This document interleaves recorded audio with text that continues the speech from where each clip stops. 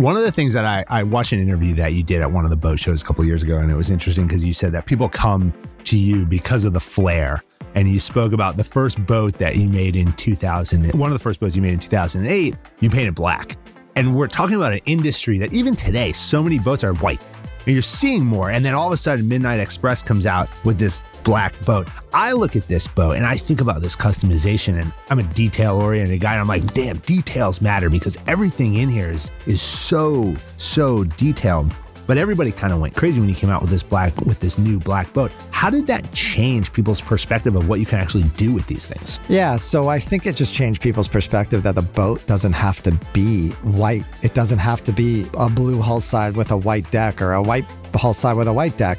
So that was our first one. And then it didn't really start picking on till really a few years after that, but probably really not till 2014 when it really caught on. So it took some time for our class to catch on to that. And then obviously between 2008 and 2014 was the downturn. So less clients to begin with. But once 2014 rolled around and I had another client came in and he just said, hey, well, you got to do all silver. And look at this Mercedes-Benz. Look at the way they do these seats, Harris. Let's do the seats like this. And then let's paint it, even though we're painting in the Porsche color, let's just do everything that color. And we're like, yeah, sure, we can do that. I mean, that sounds fine.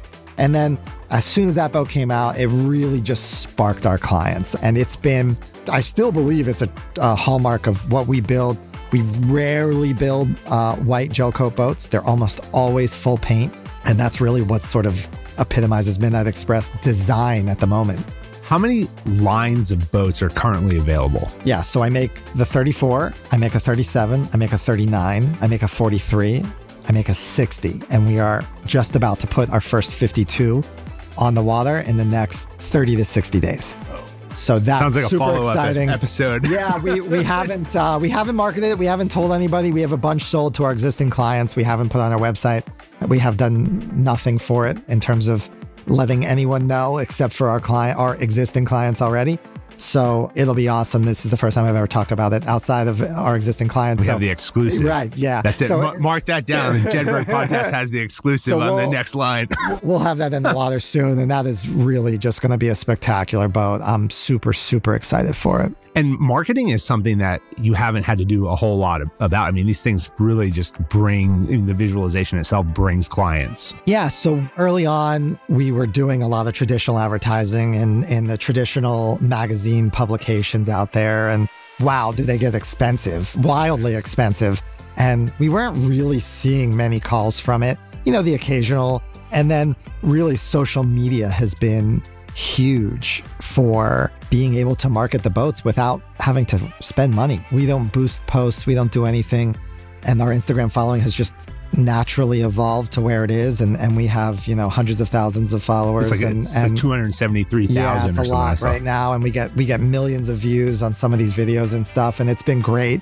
And it's all organic, which I think is more impactful than just boosting views. I mean, you can do that and that's great. And that works for a lot of people. I don't think that really works for a brand like mine and such a niche brand.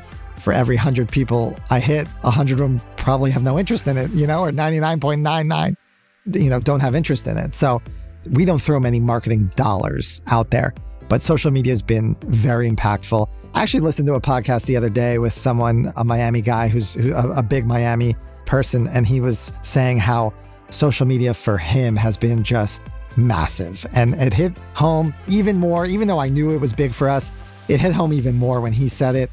His Miami brands are huge. And it really hit home that social media is free. And we're all attached to it. And we're all obsessed with it.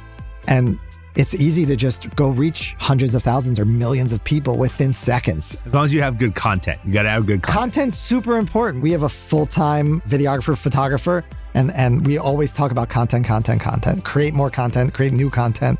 And that's hard too sometimes. I've got hundreds of videos, thousands of videos of a boat going through the water, and that's great, right? And every boat's a little different, and it's beautiful, and it's all these things, but how do we make it now different? What's gonna make that video pop so that this guy's not like, hey man, you did this 27 times, like, thanks for the 28th, but so show the boat, but show it different. So those are things we talk about internally, and it's hard, but we do try, and we do helicopter shoots and drone shoots and anything we can think of to create content